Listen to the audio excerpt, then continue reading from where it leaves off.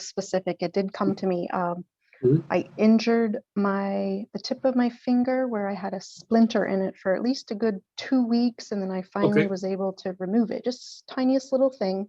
But now I notice I must have some type of nerve damage or something, because it's the tip of my index finger is sensitive to cold, whether it's just temperature in the Yeah, house, that outside, or holding a neurological. cold drink. Yeah, you're Okay. you're right. Like the nerve got irritated a little bit. So you have a couple of choices there. I mean, you could experiment with a bunch of things, but this is where I would start experimenting.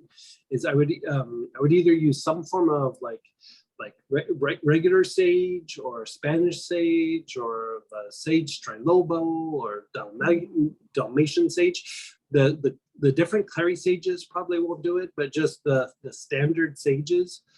Okay. You just put it on meat on the area and even rub it like past. And sometimes, like when it's the fingertip, I still kind of do like maybe the palm and even a little bit in the forearm.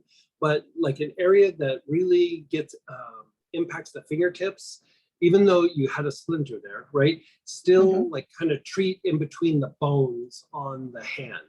Like, so what you can do is you put the oil on and then like kind of pinch, like, you're pinching between those bones and you're just trying to loosen those up a little bit.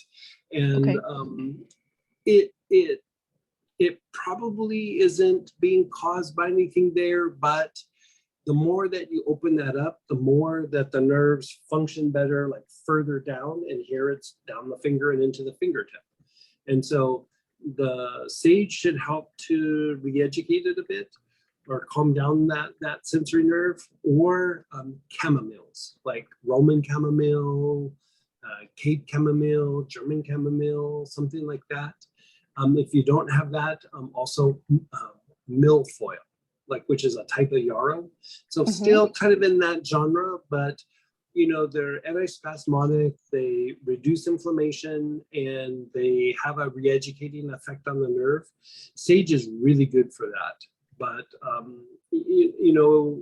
sage will really calm down overexcited sensory nerves. Like if you don't have any of those, you could even try to go to like vetiver or something like that. But between all of that, it in theory should calm it down.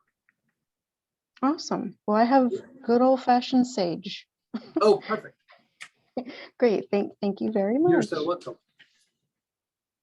And so we have a few questions from that real quick. So let me